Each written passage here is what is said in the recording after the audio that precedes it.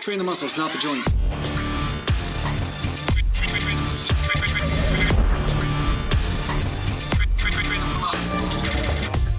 Welcome back to Natural Gallant Bodybuilding, and today I'm going to talk to you a little bit about deadlifts. And there is a super huge cult-like following for the deadlift.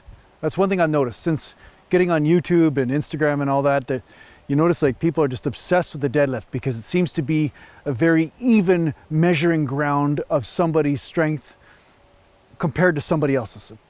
But of course I don't believe that, because we're all built differently, and for one person to lift a barbell from 6 inches above the floor, so say somebody has 45-pound plates on there, the bar is a certain distance away from the floor, and for one person to lift that weight as opposed to another in a deadlift, they will be in a different body position based on their joint ratios, such as the length of their femur, the length of the lower back, length of the arms, and how this entire mix of stuff goes together along with height, right?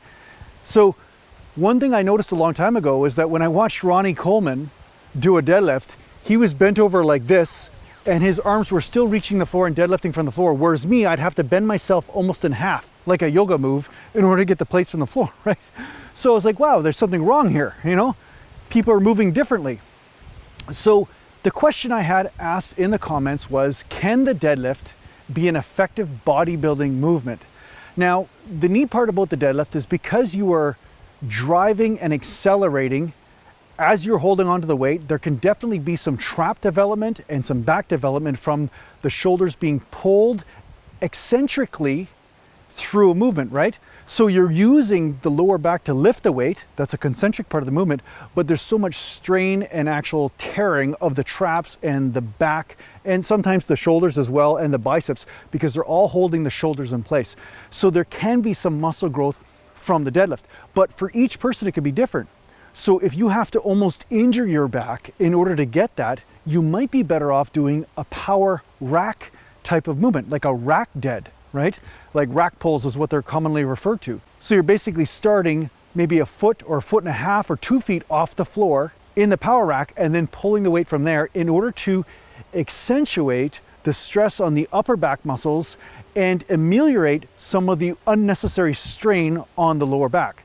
So the fact is that deadlifts for some people will wreck their lower back when they're deadlifting from the floor, and for other people it will be a great movement. That's the thing, and you have to figure out which type of person you are. I found out early on that me deadlifting from the floor was not an efficient way to use my lower back. My back felt like it would be in a car wreck for days, no matter what my form was like, no matter how well I kept my back flat and was in the right position or whatever. I found it was horrible on my lower back, and it also impeded my squat workouts, which were necessary for me to grow legs, right? So I was using squats for the majority of my workouts along with lunges and one-legged squats, but I found the damage I was doing to my lower back was actually impeding my bodybuilding progress. Now, that said, going to the Romanian deadlift or the rack deadlift was a much more efficient way of doing this movement and getting growth in the upper back along with strength in the lower back. I was still working the lower back, still stretching the hamstrings, but not so much in the extreme where my tendons and ligaments in the lower back were becoming stressed to a point of being on the brink of injury.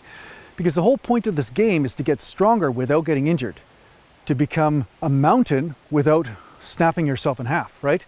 And some people, they get indoctrinated into the deadlift from the floor or nothing sort of method. And even when it's not working for their body type, no matter how much stretching, no matter how much physio or rehab they do, it still seems to just tweak their lower back. They still continue to do it because they're indoctrinated. But I'm saying some of you, it might not be meant for. It might not be the best way to use your ligament mileage.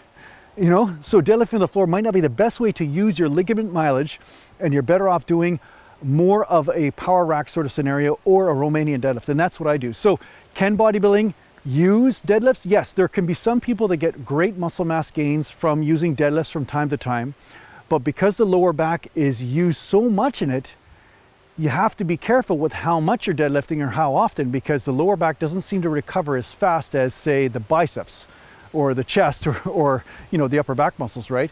So if you're using up all your lower back on your deadlift day, you may be increasing your risk of injury on your leg day when you're doing squats, for instance, because lower back is also used in that. Or when you're doing bent over rows, for instance, You know what I'm saying? Or when you're doing overhead presses, right? Lower back is involved in all of these things. So it doesn't make sense to stress something that's already at the brink of stress. So you have to really go with your own constitution on this and see how your body responds.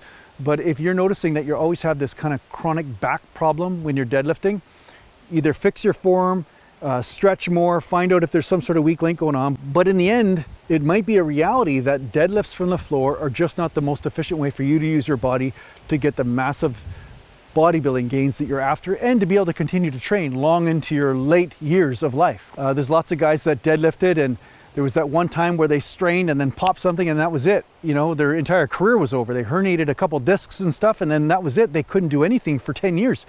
So what I'm saying to you is that you don't really want to mess with the lower back as far as overstressing it.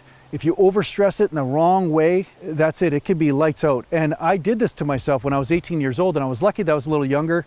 I did recover from it, but it still plagued me for years. It took me about 6 or 7 years to really feel like, oh, okay, my back is pretty stable, right? Before that, it was always like the 17-minute warm-up kind of, making sure everything's good, making sure I'm really flexing those muscles in my lower back to make sure everything is safe and in the right position. But it was always like balancing on the edge of a knife, you know what I'm saying? So I cannot stress this enough. Really follow your own constitution on this, listen to your own body, and don't feel bad if deadlifting does not feel right for you.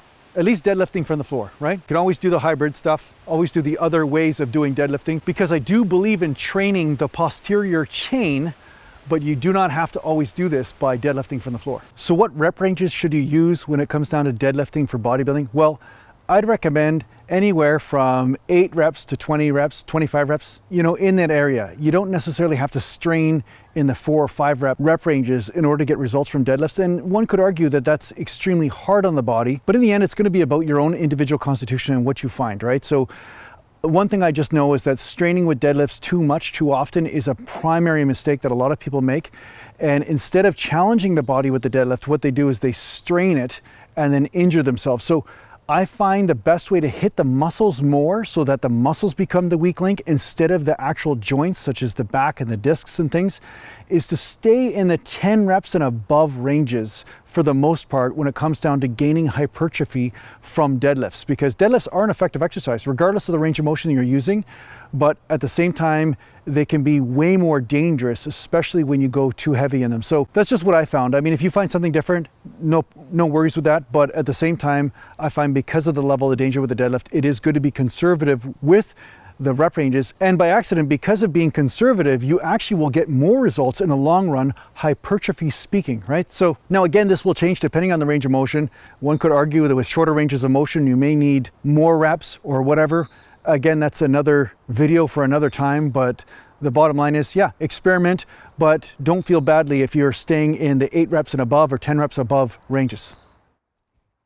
Mountain. So I hope this helps out in your training. Thanks a lot for watching. If you need to get a hold of me, just go to naturalgalantbodybuilding.com, and thanks to the patron supporters, and take care for now. Mountain. I think there's toilet paper down there. There could be a sign that some people in the woods are, some of those primitives I told you about, they were using my workout routines. They could be a sign that they're out here. That's disturbing. But on a positive note, that toilet paper is probably more effective than a mask. And even though it's used, it's probably less shitty. Mountain.